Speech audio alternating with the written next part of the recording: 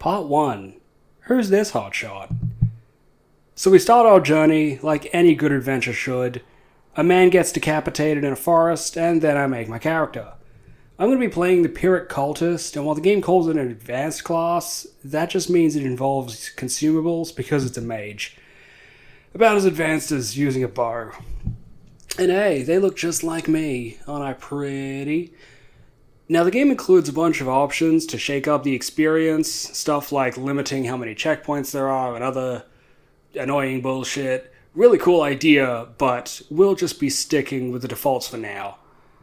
The game opens properly after this, with a lad with a big hat telling me I'm blessed and to meet him later on.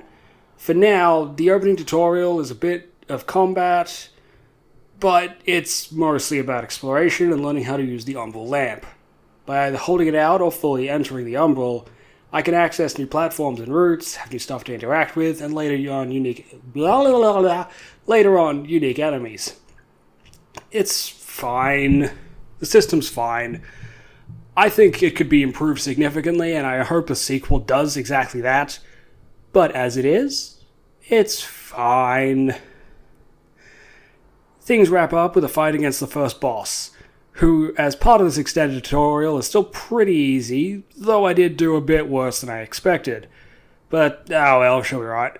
Right after this, I meet a guy named Iron Wayfarer, who I bet I'll have super awesome memories with. And definitely not just kinda occasionally meet by accident. I make my way through a sleepy little village where I greet the locals and collect some hats, before passing on to meet up with the Iron Wayfarer again. Great conversation as always. And finally, the first proper boss, Pieta. My first meeting with Pieta goes about as well as you'd expect, though it does give me an opportunity to explain how the Umbral mechanic works in combat. When you die, you enter the Umbral automatically, and then regain some health with hits or risk losing it. It's kind of like the rally system from Bloodborne, but a little different. But still otherwise have opportunity to win or get to another checkpoint. You cannot leave the Umbral once you're in it fully, and if you die here, you die for good, so that's another risk when exploring. But for bosses, this isn't really an issue, given there's very little in the way of Umbral boss fights.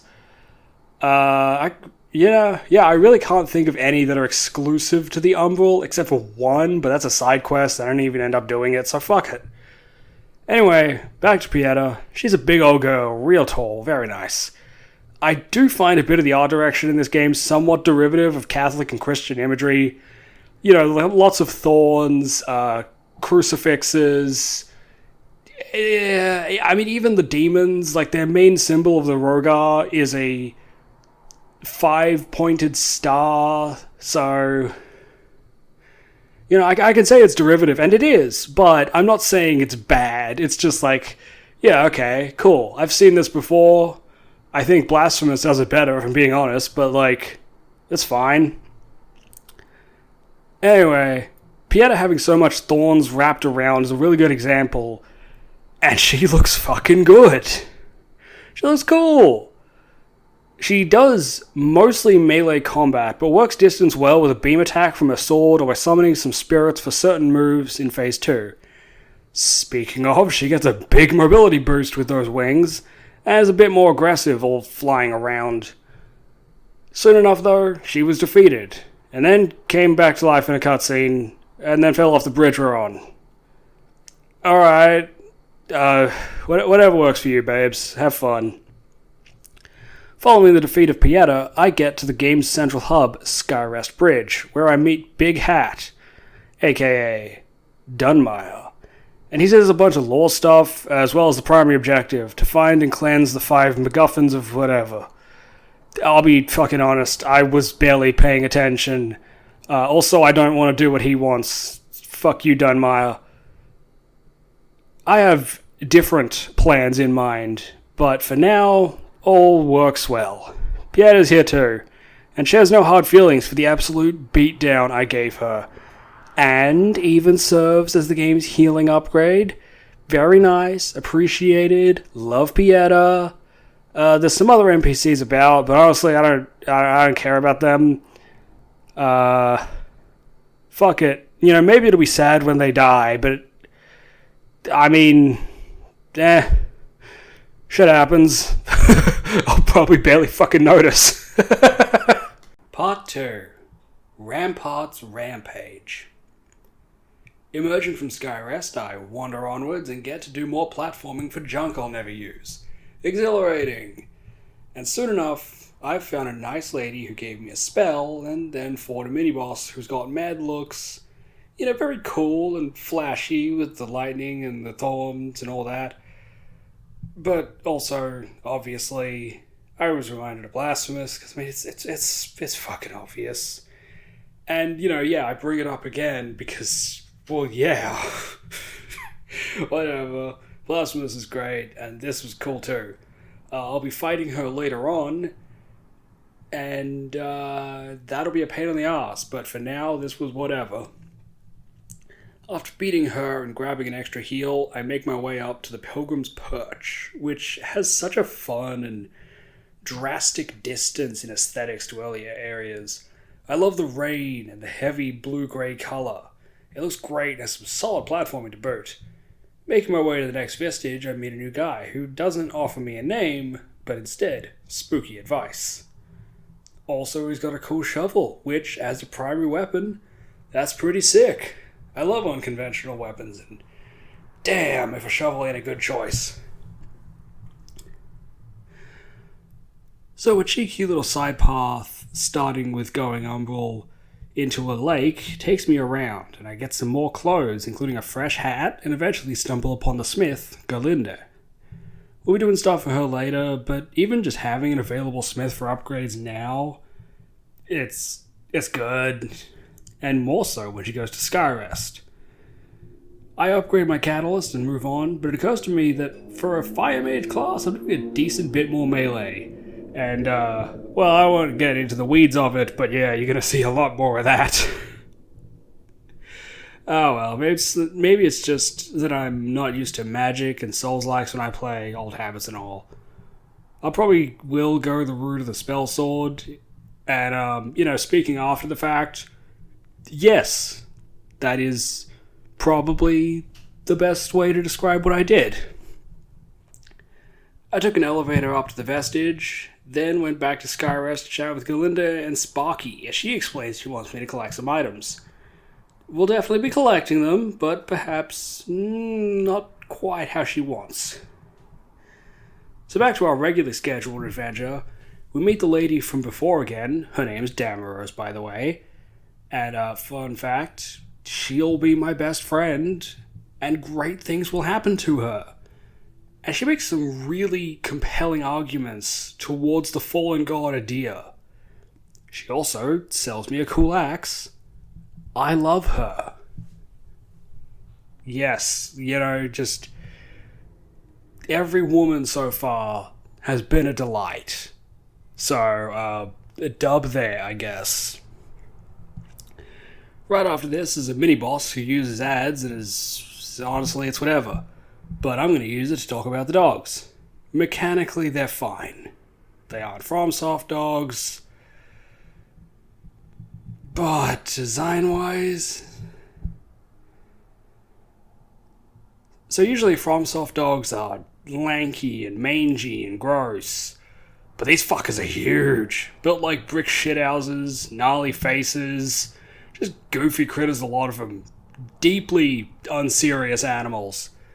And I mean, I guess there's the exception of, like, the Irish wolfhounds in Elden Ring. But yeah, you know, usually FromSoft dogs are these fucking emaciated fucks. Whereas these cunts are just brick shithouses. And later on, they get armor and spit flames and other shit, depending on whose dogs they are. Fuck yeah.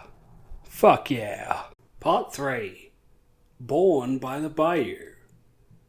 I'm finally out of caves and whatnot into a big, exciting forest. And it's another boss fight. Big man. Hungry man. Something I think this game does excellently is its approach to body horror and mutation, and boy is this a fun example.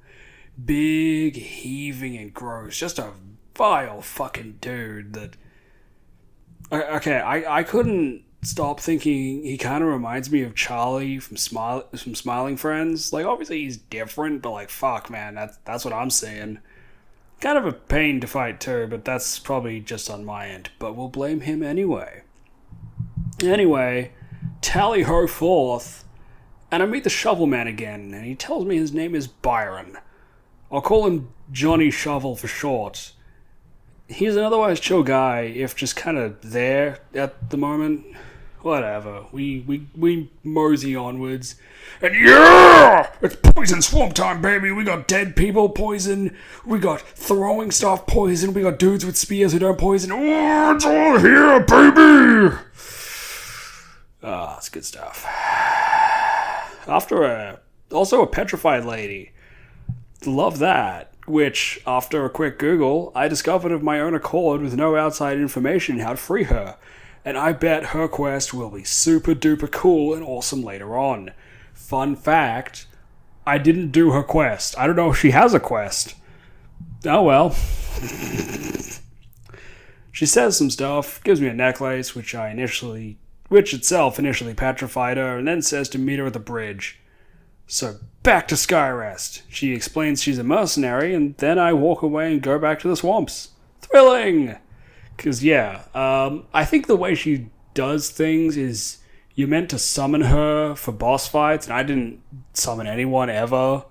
So, that's a skill issue on her end. Yeah.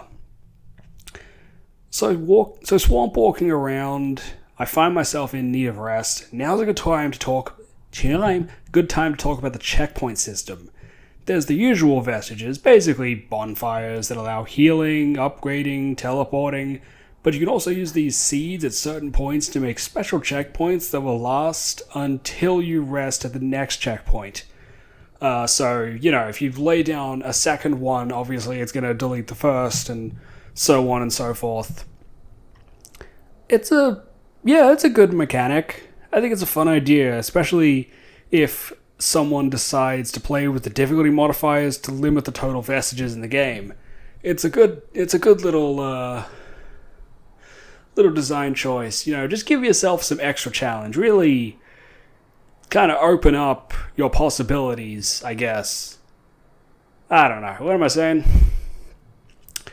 Having a proper explore around finally leads me to the first majorly important boss, who my notes just call Horsey Man. I'm not looking at the footage as I'm recording this. I don't remember his fucking name. So yeah, Horsey Man fucking rules, which he does. This fight is dope as fuck. First we have to talk about his design, how he's riddled with branches and brambles, as if he's just a body the forest itself is reanimating. I mean, maybe in lore that's the case, given he's guarding something pretty important, the fucking beacon. But we'll talk about that later when it's relevant. His horse is another cool aspect, and gives good use to the size of the arena. How in Phase 1 he spends a good mix of time either riding around or charging you before Phase 2 kicks in, and suddenly he can summon the horse on its own to beat your ass. When he's off his horse, that's the real boss fight, and he's a pretty comfortable mix of simple moves and mondo damage. Absolutely beats my fucking ass every time I get hit, but with enough practice I can get parries in, so it's not so bad. Solid fucking boss. Good time. I really find myself impressed. Also, I'm just gonna ignore the big pillar of light behind him. We'll get to that when it's relevant, later. We aren't quite out of the woods yet, though, but this gives me a chance to showcase something in this game I genuinely despise. What you're seeing looks like a regular item pickup, but it's actually an unidentifiable trap. It's bullshit. I mean, you can hit mimics in Dark Souls, you can trigger a response and check, but in this game, sometimes pickups aren't real. Fuck you. So that's actually a little bit mistaken, but I wouldn't discover that for a long time. I thought I turned off that. Or maybe I didn't. Whatever. Fuck it. Party hard, party people. Part 4. Things are heating up. I did some quick final exploring, grabbed a fresh fit, and now I can make my way out of this dreary, poisonous shithole. At a crossroads, I take the left path, and it leads to... fighting! Let's fucking go! Yeah! Oh my fuck, I just blew out my audio so hard. Who cares? Fuck it. It's whatever. Yeah, a bunch of raiders and infantry are going at it, and there's this dumb cunt Percival to face off against. He's a good fight. It's basically all about playing safe when he's got his buff up and then beating his ass when it's down. He's going to show up later as a regular enemy, and I'm going to kick his ass there too, so fuck him. I picked up a cool sword I can't use yet in here. It'll scale with Inferno and do 2 different status effects, so that's pretty good. And there's an elevator, and it goes just back up to Skyrest. And that was that. Now for the right path.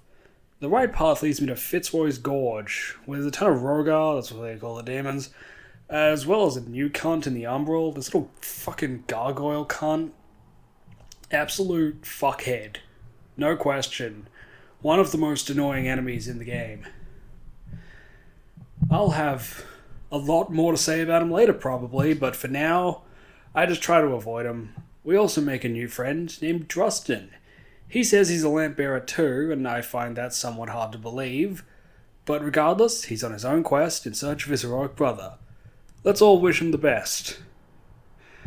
After this meeting, I find myself with 2 choices. There's a boss fight ahead on the bridge after here, but there's also a new path opened up after I acquired a key for an earlier gate. For now, we'll be taking the bridge and tackling the big demon on it. The Ruiner, like practically, if not every mini-boss so far, is just a buffed up version of a regular enemy, and in this case, one we'll meet way later. I ended up beating him in one go, thankfully, and I'm thankful here because he's a real fucking pain in the ass. Mostly it's just annoying having to fight really anyone on a bridge like this, but when I got fire on the ground and he's all aggressive, he's just fucking annoying. It's more that he's a locational hazard than he's an actually especially dangerous boss fight. Regardless, he goes down and gives me a fresh top and a cool looking axe I won't use. And thanks to being an Umbral, I get to find a secret path I actually didn't know about this time. Side quests. Oh, so I thought. It's just a cave. Merchant for cosmetics in here, and Damaro is giving me a quest to do something I know nothing about. We'll get back to it later, but for now we just leave and go back to the bridge. After the bridge, I storm forth and meet the guy from the beginning, dubbed the Light Reaper. And I scare him off with my unfathomable skills. He just fucks right off. We'll be meeting him a bit later. Again. After that epic battle, I make my way past the locals and end up in Lower Calreth, which, by first impressions, I'd say feels pretty accommodating. Good place to settle down, take in the local culture, venture forth and discover more. I met a strange lady. She made me nervous. But she did not take me in and make me breakfast. I know, what a bitch. She did give me a cool flail though, and a hat. And I'm not going to use the flail because my sword is cooler. She will also be a frequent enemy later. She's a frequent enemy in this fucking place. And she's a pain. Fucking, they've got this spell that like sets up like fire mines. It's just annoying. Whatever, shit happens. I made it deeper in, and it was dangerous and awesome, but my fucking footage corrupted, so you don't get to say that. Whoops. Bummer. Part 5. Perilous Pyromania. Going from the alehouse, I make my way deeper into Calrath, now running double swords. This wouldn't last, but it's cool while it was going on. While I make my way through, let me tell you something I really like. Functionally speaking, every weapon can block or parry, rather than just shields or specified gear. Thanks to this, and having 2 different short swords scaling with Inferno, means I've picked up a new playstyle that, whilst retaining the ability to parry. That's good shit. That's something that I really like about this game in general. even if I don't really use a lot of parrying going forth, and especially not towards the end game, the option's there, and that's always exciting. That, yeah, the option remains. As you can imagine from a fire-focused area, the boss is a big, fiery pain in the ass. So much so that I've probably got double-digit losses, so instead I'm going to cool off by heading towards the other opened area. We're off to a fucking banger start with this dipshit Falrond, which took me a good few tries before I took him down. And even then I got smacked out by a walking head.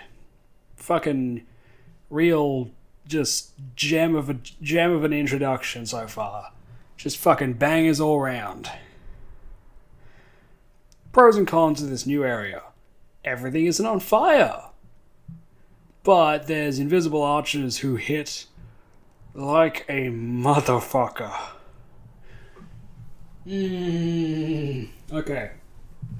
Okay.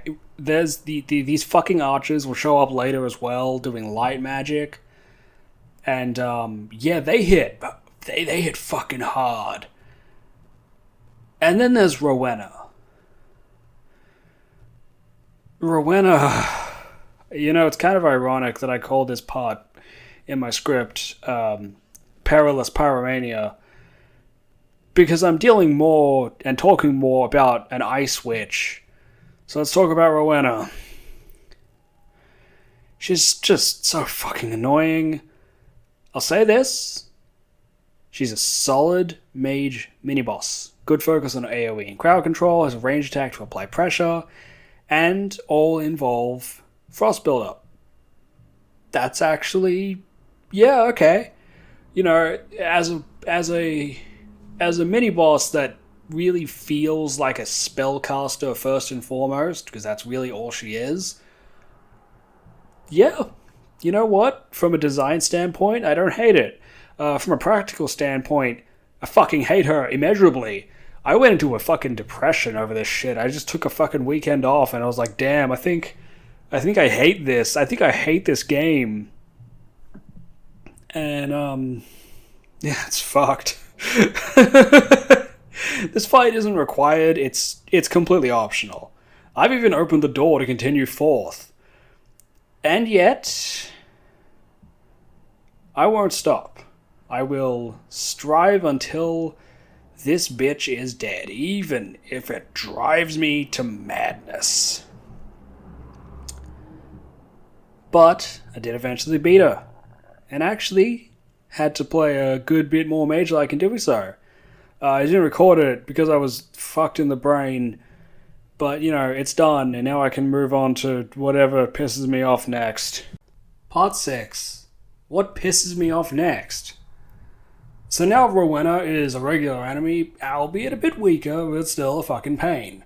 On the plus side, trolling through this cave gave me a good bit of souls, or fucking memories, or echoes, or whatever the fuck the game calls it. We'll just call them souls, who gives a fuck? Anyway, I can show off my cool new sword. Yay! I hang out with Drustin again and make my way to this cool town, castle thing. The closest vestige is called Fife, so maybe this is a Fife. Fuck it, whatever. Regardless, I'm past Rowena, and I feel good. Yeah, a little after-the-fact context. That fight that I used footage of is called Rowena Pisses Me Off, and I lost that fight. I lost so many fights, but that one is the only one I recorded.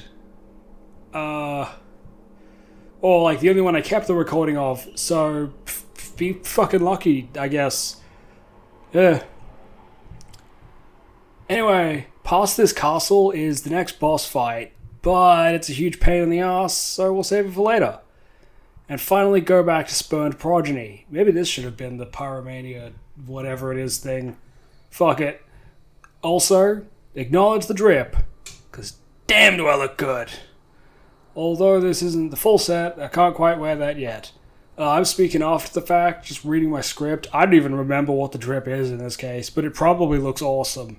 One of the weird things about like scripting now and speaking after the fact is like I'm trying to remember shit so I can get in the right headspace when I deliver lines, and I just don't know what the fuck I'm talking about. But fuck it, you know. Some would say it's unprofessional to be this open about the creative process, but I think it's part of the charm of just creating in general, that I can recognize my own shortcomings within it. Anyway, enough fucking rambling. Now to get back to the rambling. Unsurprisingly, Spurned Progeny was not too challenging given my bonus levels and gear over last time, and finally, we can move on to Yonder Plains. Huzzah! I put fucking huzzah in my script. I'm such a fucking dork. I actually spend a lot less time in Upper Calrath than you'd think, and soon it's off to the Sunless Sky, an underground mine. This time I'll be taking... It's taking a lot of effort on my part not to make pedophile jokes, so you're welcome in advance. Why was I going to make pedophile jokes? Something about minors. Murder? Yeah, I don't know. I don't know what the fuck that means either. Anyway, making my way into the mine, I find good old Byron. Oh, that's, Sir Shovelhead, or whatever I called him. Or maybe I called him Byron the first time.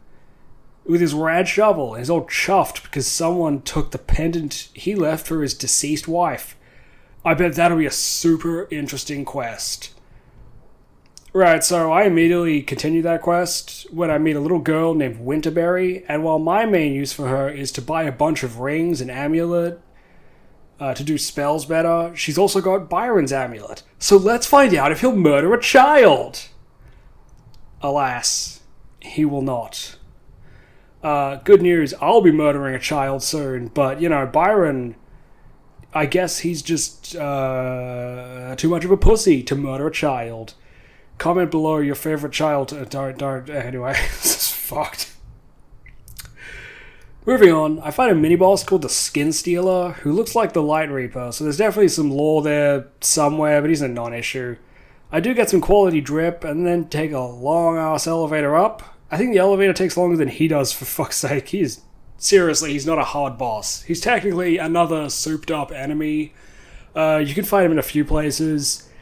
He's about as difficult as an enemy as he is as a boss, so fuck it. Anyway, I set up the vestige up there, and then I go back down to explore the cistern beneath. How fucking good does this place look? Like, it's all water and then BAM! Secret platforms! I actually do remember this.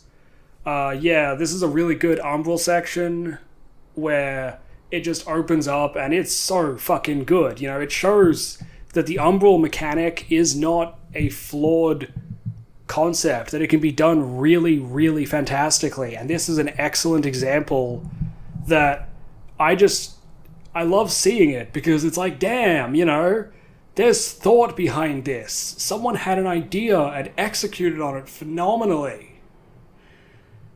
And there's also a mini-boss who's fucking annoying. The Bringer of Silence. He definitely risks being annoying more than he is like an active challenge. Look, he's not the Yharnam snake wizards. I forget what they're fucking called, but you know the cunts. I'll probably complain about him when I do the Bloodborne video. Get him some cool gear, and that's me on my way. What a lad! Exploring further, I found both a quest item I need to give to Damaros, and an entirely new area that I didn't know about. So, for the future, I'll be exploring with fresh eyes. I found these 6 shovelhead hands, and now I want to do a fist run, because that's fucking rad. And yeah, the fist run, the fists, at least dual wielding them, is basically just punching. And I love boxing, so yeah, fuck yeah. Like, there's a good few hand weapons around, and I look forward to doing some goofy shit with that. I really do like finding new and exciting stuff that makes me want to replay the game to try new and exciting things. I was in a funk earlier, yeah, the Rowena stuff, but that's cleared up, and I'm having a damn good time. I venture deeper and find Winterberry again, seemingly friends with Byron now. I don't know how this quest ends, to be completely honest. But, it'll probably go super well. Byron gets to not murder a child, and I get to buy things from the child he didn't murder. Down at the bottom of this hell of a quality dungeon mine are a knight and, we'll call them a wretch, because I don't really know what they are. Phase 1 is just the knight, and having come down already in Umbral, I'll admit I wasn't at my hottest. But even so, I wasn't, she was fine, not really the biggest deal. I really just had to watch out for the wither build-up because of her own Umbral attacks. Oh, that's a whole status effect thing that I don't really engage with or care about. Phase 2 involves the smaller one merging with the knight, which is something I assume all women can do. Apparently, I found this out later, she's a boy, actually. So, I don't know what that means, but fucking shit happens. And she puts a heavier emphasis on magic and wither spells. I'll admit, it was a little worrying at the moment. She'll be right. No idea what the room is for otherwise. It's got to do with the Umbral ending somehow, but I don't give a fuck. Yeah, I'm not doing the Umbral ending, so, that's another day's worry. Yeah. Part 7. Ash and Dust. Slap my nuts. Upper Calrath is about as nice as Lower Calrath, but less fiery in the immediate sense and more general fieriness. I like it, got good vibes. It feels lived in, very welcoming. Making my way along, I find the Iron Wayfarer. He's being a mopey dope, so we'll just move on, and eventually open up a door leading back to Skyrest Bridge, where much of my journey began. There's also a new merchant here on the bridge, a lady I helped earlier, who sells some good mage stuff, albeit most of it very expensive. Yeah, so I've got in my notes, in my script, that I'll be clearing her inventory out later on. I will not. I never saw this woman again. I don't know where she goes. I have no explanation. She just fucked right off after this. Seriously, I have no idea what happens to her. So, whoops. Also, Upper Calrath, I did a silly, and this place is functionally useless to me now.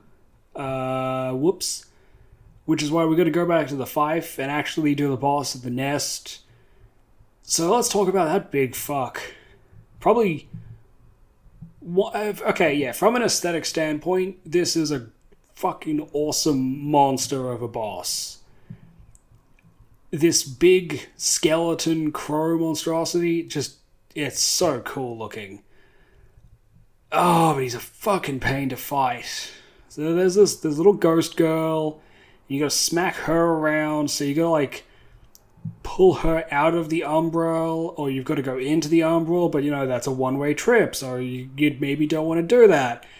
And then there's, AoE ice stuff, and there's ads, and it's just... whatever. And that's fucking part of it, right? That's, the main aspect. You get the ghost, you beat the shit out of him, and then you gotta go through just, dodging these ice attacks and blizzards and other shit, and it's just time-consuming. This isn't a boss where you can just damage them hard enough and then they'll die. You've gotta work for it in chunks. So even if you have, crazy good damage, you gotta do the ice dodging, and then you gotta... you fucking take on the next phase, and the ads they bring in are even tougher, and it's just...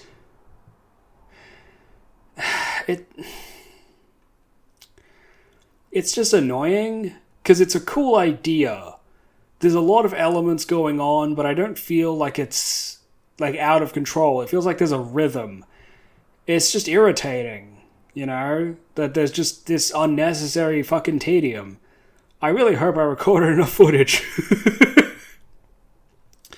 Whatever. The reason I was holding off is that in my first playthrough last year, this boss pissed me the fuck off. And, here, it was fine. But, it looks cool. It's just a pain. But whatever. Bird is dead and I am going onward. We make another little meeting with the Light Reaper and, I die, but, could be worse. After some backtracking, I find myself on the Pilgrim's Perch again, this time taking a new path. The path forward isn't too annoying, aside from occasionally getting jumped, and eventually I make it to the Manse, a new area that will inevitably bust my chops.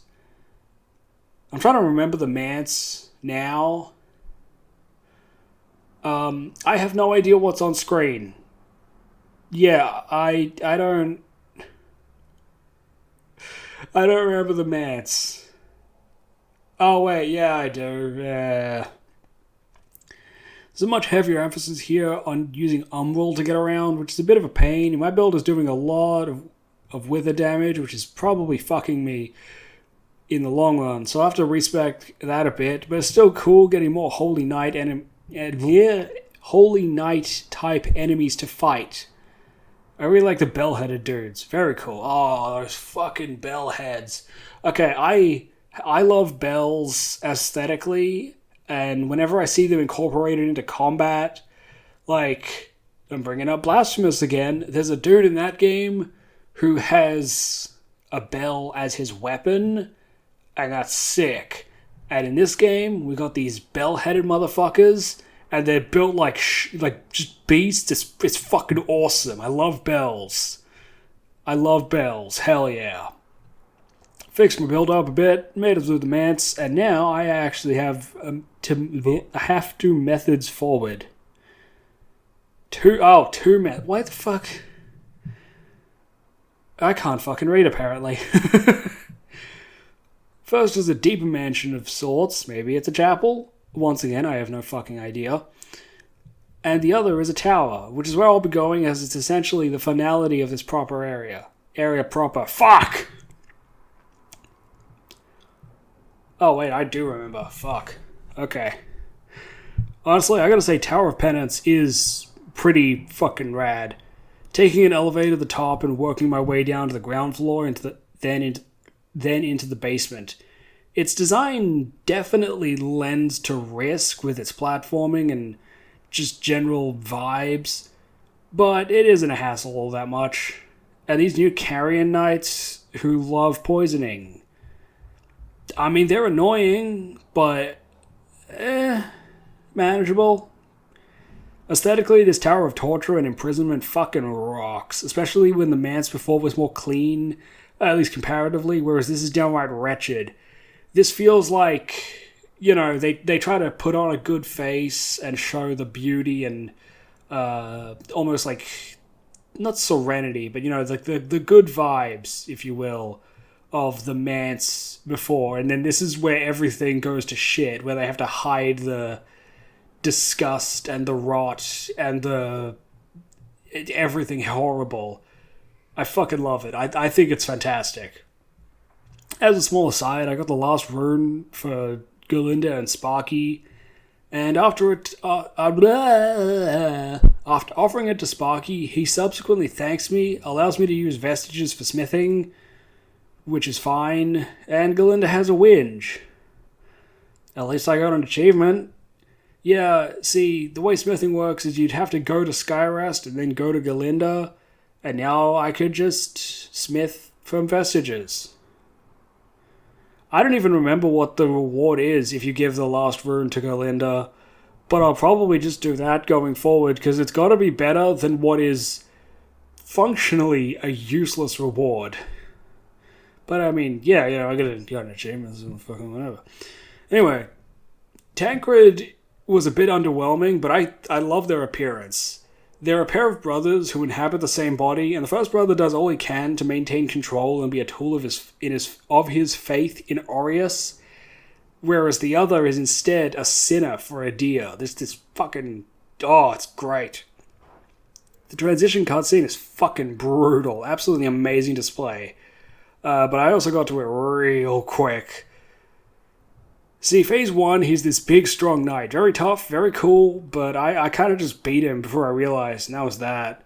Phase 2, the other brother is in control, and he's a freak. He was also really easy, though. I first tried this, and the most interesting thing I can say is I accidentally fell through the floor and still won the fight. This game rocks. Fuck yeah, this game is... It's peak. It's fucking peak. Part 8. Time for church. Oh, so... You remember how that was the 2 parts and I went to the Tower of Penitence? Or whatever? Yeah, Tower of Penitence, yeah. Well, now we're going to the other way, which is an abbey. And it's not long before I meet the abbess. Oh, she's a bitch. So first things first... She looks so cool. I actually love the whole rack of, the shelf of candles on the back. That's dope. She's got a mad fit. She also hits like a motherfucker when she fucking blasts me with that laser beam. And, well, we'll talk more about that later. But you know. She's fine. She goes down. And then we can go further into the fight, and it's fucking annoying.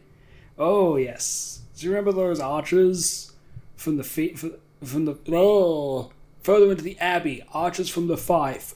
I can read, I swear. Well, no, they're radiant anyway. You know, that's great. And I don't have very radiant defensive armor, so they do a fucking lot of damage. That's fucking peachy. You know, everyone just hits me like a truck. There's more of the flagellant ladies, bellheads. The chargers with the big... Oh, the chargers with the big hat. I don't even know if there's proper footage of them in the video that I've edited in so far. You'll probably see them. And of course, fuck-ass wizards, or abbesses, or nuns, whatever they are, they're annoying. Yeah, so there's this one that, you know, if you've got ranged attacks, you can... Actually, spells go kind of crazy when you summon, like, fire beneath them, or a dog or something. But, if you don't have ranged, you are fucked. So when I did my first playthrough and it was all melee, yeah, this place was a fucking nightmare to get through. But whatever. My whole reason for coming out to this place was to collect the Rune of a Deer. Obviously. I mean, you obviously knew that. I knew that. We all came in expecting me to collect the Rune of a Deer, which is the thing that I knew about beforehand because I've been following along with the story, as we all have. But now that I have it, I discover I'm not alone. This boss is pretty easy, and I don't mind that. I actually really like how she fights, kind of like a hoplite, with the spear and the shield. And she uses magic that accommodates and accentuates this. So it's not like she switches up to being a wizard. It's like she's just doing her regular attacks, but bigger and shinier. Very cool. I really like it. Yeah, she comes, she goes, I kill her. That's life. Now, rather than continuing up the mountain, I'm going to be going somewhere else. Just for now. But I'll return later. For now... Oh yeah, this is when I discovered you could yank out the mimics. Yeah. Back to important things. I have to do my final showdown with the Light Reaper. And I have devastating news. There's no option for sensual tongue-on-tongue kissing between two men just exploring each other in ways that Orias and Adia probably should also do so they can end this whole religious conflict, you can't go fucking sloppy with this guy, and that's crazy because he's hot as fuck. So instead, we're going to talk about killing him. Yeah. The Light Reaper is meant to be a really tough boss, very aggressive, and focused on both status build-up and area control. He's also got a Parasite healing him outside of his arena, so you're intended to lose against him, and then find that, and, remove that, and come back, and then he doesn't have his healing, and blah blah blah. Whatever, who cares? All this to say, I bested him first try and forgot to clear the Parasite, but it didn't matter, because he's dead now, and I've got his armor and shield. Fuck yeah. And, my weapon at this point is this big two-hand sword. It's very good, and you're going to see me use it for the rest of the game. It's crazy good. Part 9. The End and the Death. After a quick dance with the Iron Wayfarer, I make my way past the blockage with the rune into Bramus Castle. It's full of lava and enemies I've fought before, so gotta love that, I actually want to make a quick point about recycling in games. I'm fine with it. I play Yakuza games. Of course I've got no problems with it. I actually think it's a good idea, and this is a good use. There's new stuff, and there's old stuff, and it just feels like a good escalation of events. A quick meeting with Damaros to give us some flesh to eat, and now I make my way deeper into the castle still. Don't ask why Damaros is eating flesh. Ask why you're not eating flesh. Really, consider your options and then kill and eat your neighbor. Do it. Kill and eat your neighbor. I'm making my way through. There's lava and Rogar and just good times all around. And I keep finding cool stuff like axes and shit that I want to try, but no. I'll stick with my huge, awesome greatsword that I'm used to and is fully upgraded. What the fuck? Maybe if I was going to do New Game Plus, I'd probably switch up to one of these new weapons, but I'm just too late now. I'm stuck in my ways. Whatever. These things happen. And hey, like I said earlier with the shovels, maybe a replay where I do axes or something. Who knows? Anyway, before long I come across this Conflagration Seer, and I feel like this is what I would have become if I didn't go this warrior mage route. Good lot of fire and area control and summons, and I've got a few summoning spells, but yeah, it's a cool boss. I mean, not even a boss, it's a cool enemy, and I'll fight some more later, immediately afterwards to do other stuff. And it's yeah, okay. It's just interesting looking at what could have been, right? Anyway, I dick around in Bramus Castle and eventually come across the next boss, the Sundered King. Design-wise, he is horrific. He looks actually cursed, which, I don't know his lore, but I'm going to go out on a limb and say he's cursed. It's dope. And the way he fights it is simple enough, but he's got the strength to make it tough. He uses the statue head as a hammer or an occasional charge, and mostly swings his spiky arms around or slams, and can shoot swords at you from a distance.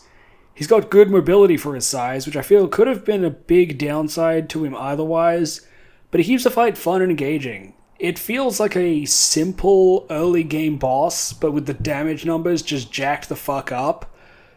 But I think between the actual difficulty and the presentation, it works really well to still feel like a good late game or even end game boss. There's also his grab attack, but it's pretty rare and avoidable. I don't know if I have any footage, but there's actually a few enemies that do this, that hold hammers, where they'll pick you up and they'll kind of chuckle and then just slam you in the head with a hammer. He does that with the statue, and that's pretty sick. Just like repeatedly slams you into it and then slams it into the ground with you underneath. That's pretty sick.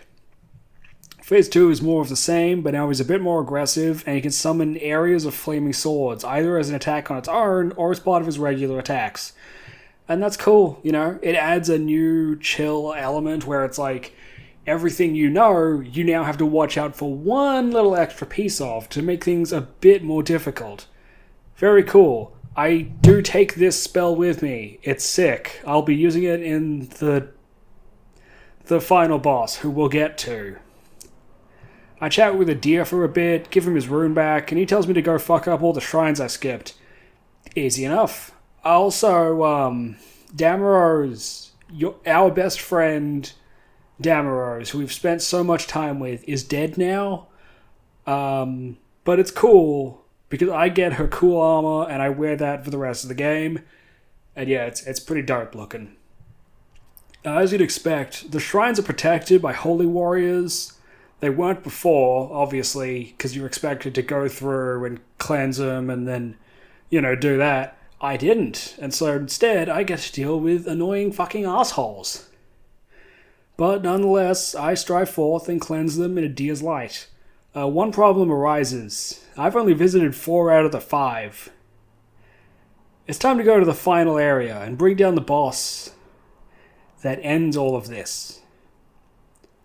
It's time for the Empyrean.